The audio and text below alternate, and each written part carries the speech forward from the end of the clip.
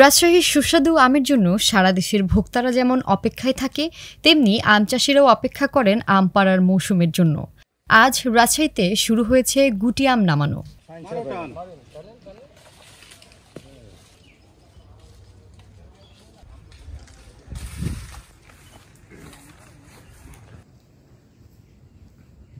আমের রাজ্য খ্যাত রাজশাহীর বিভিন্ন জেলার বাগানে 15ই মে বৃহস্পতিবার সকাল থেকেই শুরু হয়েছে গাছপাকা গুটি জাতের আম নামানো।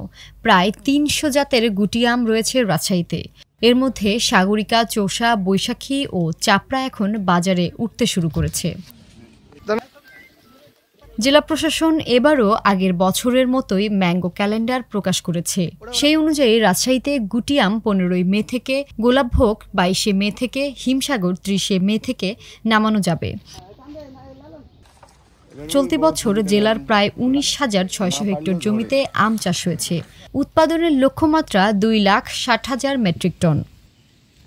আজকে গুটি আম ভাঙার ডেট 15ই মে।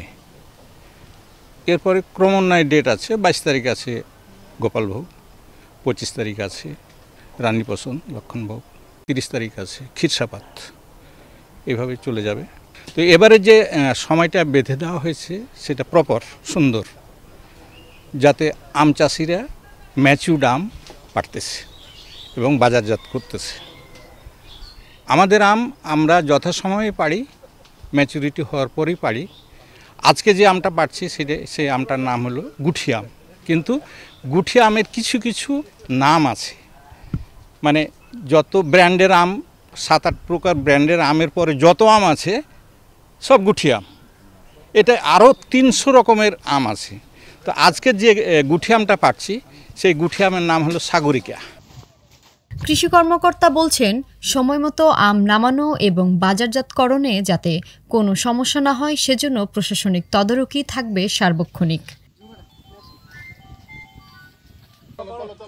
গুটি আম দিয়ে শুরু, সামনে ধাপে ধাপে বাজারে উঠবে হিমসাগর, ল্যাংড়া, ফজলি, আশিনার মতো জনপ্রিয় জাতগুলো।